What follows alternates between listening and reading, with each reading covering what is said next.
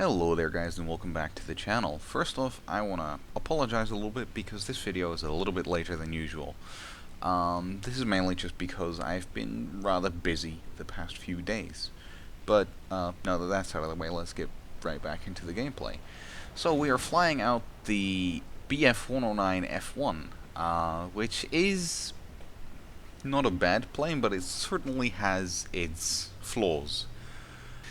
One of those flaws being the engine power of this plane is nothing spectacular. As a matter of fact, it's actually pretty bad.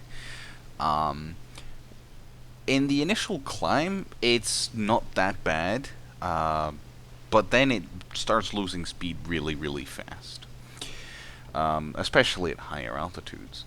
Now, the Spitfire decided to go up after me, and, well, with some careful timing, you can get yourself a very nice stall kill just like that one. Now that is our first enemy taken down, and the P-40 that I tried to engage a little earlier has also been taken down by one of our friendlies. Now there's a Spitfire that is relatively close, and I thought he would probably go for me because I'm on low enough altitude compared to him that he can zoom up to me, but for some reason he, I guess, just didn't really feel like doing it. So I loop back around and hammer the weapon, try and go for him. Now while I am closing the distance on him, I actually thought that he had gone AFK for whatever reason. So I just tried to go as close as possible, and this is something that you should always try when an enemy seems to be oblivious to you. Try and get as close as possible to really secure the kill. Now, I was about to shoot some MG fire to maybe get a response out of him, but then he jumps back to life and starts evading. Now, I actually cut my throttle here because I do not want to overshoot him, but then I also rip my flap, and ripping your flaps is always a bad thing because they can help you out so much in a fight.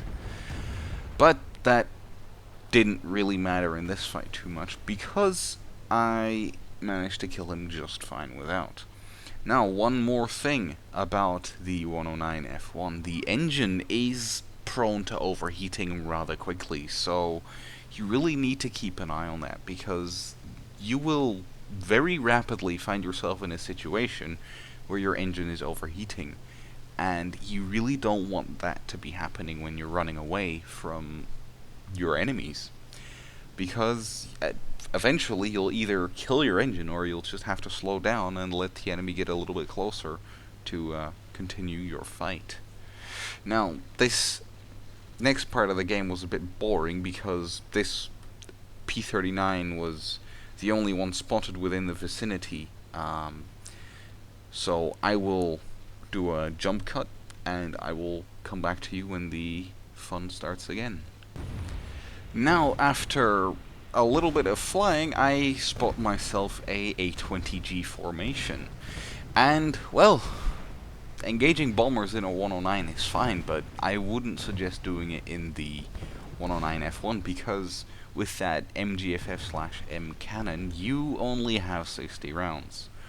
Now, I do have over half of my ammo capacity left, and the MGFF/M is good enough to take down a bomber most certainly, because they are very high damage output cannons. Although you really do need to watch your ammo.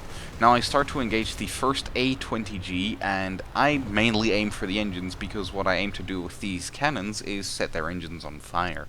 Now, I most certainly damaged that guy's engine somehow because he is either leaking coolant or fuel, which most certainly indicates that you have done at least a bit of damage. Now, there's also a friend joining the party, so I'm a little bit more confident in trying to take on these guys in the A20. Now, I go for the straggler, and I cut my throttle here because these guys are actually rather low to the ground, but then I re-engage it because I actually see that I have a bit of playtime with the engagement, and I just fly through the formation a little bit. I pass the first guy, and then climb basically back up in front of the other guys, I do actually take down the other A20, which is nice. And then I come back around. Now I go for the last one again, but as you can see, the flak is pretty heavy. So, well, I'm actually rather lucky I didn't die there.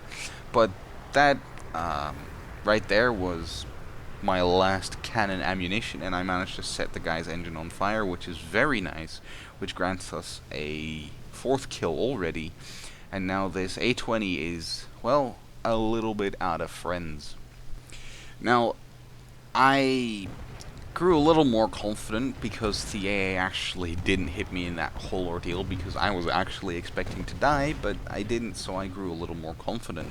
So I'm playing with the idea of engaging him because he's the last one alive.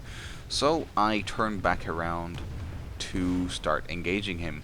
I do try and evade a little bit, but there's is actually good timing as well, because the MC202 actually sets him on fire, which will in the end take him down as well. But because the AA is all focused on me, the MC202 has minimal to no AA firing at him, which, well, is good for him in one way or another. Now, that is the end of the first game, so let's get right into the second one. So the second game takes place on the Stalingrad map.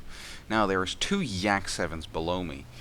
This Yak 7, I actually don't really know what he was doing. He was going up, and then, I don't know, maybe he lost control, even though I doubt it, but he just kind of sat there and took it.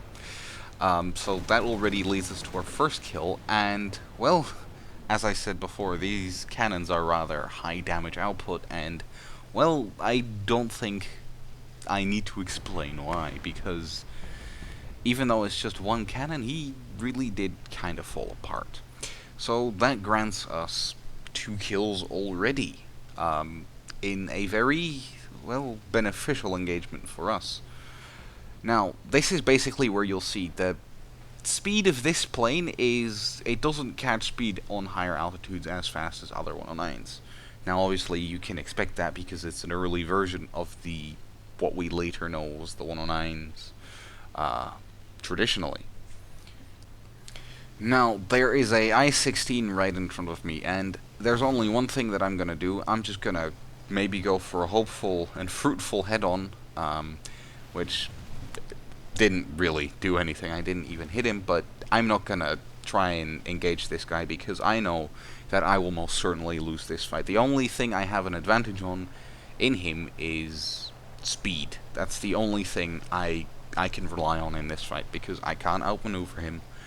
I even doubt whether I could outclimb him out of a dive, because, as I said, this plane does do it well, but I am by far not confident enough to try my luck with it. Now, there is 2 planes down below. There's a P-39 and a Lag 3.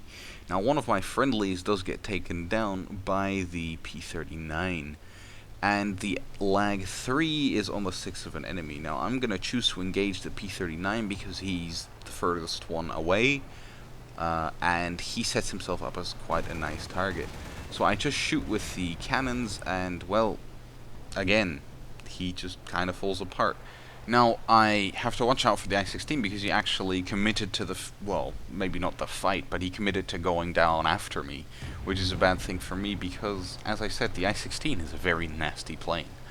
So I try and maybe take him out here because he is a really dangerous target, and I just shoot with my MGs, and I actually was very confident in the fact that I thought that I hit this guy's engine to some sort of extent, that his engine in the either the short or long run would go out. Now I go after Lag 3 because he is on the tail of my friendly 109, even though he's so far away he poses no threat. Now, I actually really didn't want to shoot when he was evading like this, because you really gotta watch that cannon ammo, and, well, it doesn't also help that I really mess up the shooting here. When he's basically flying straight, I can barely hit him. I don't know why I couldn't really hit him, but I actually also don't even know what he did there, because he just did a very violent turn and just pulled himself into a flat spin, and I managed to get the kill. Now I see that the i16 is going for me, and this is really where I make my big mistake. I go for the head-on, and as I said before, especially with this 109, you really need to keep your engine cool, and now that I have my radiator shot out, I will need to go back to base either way. Now, as I mentioned before as well, the i16 is a rather nasty plane, and, well, it just turns on a dime, I can say that much. So, he just turns around and takes out my tail control. And that is the end of this game for me. Anyways, guys, I do hope you enjoyed, and I will catch you in the next one.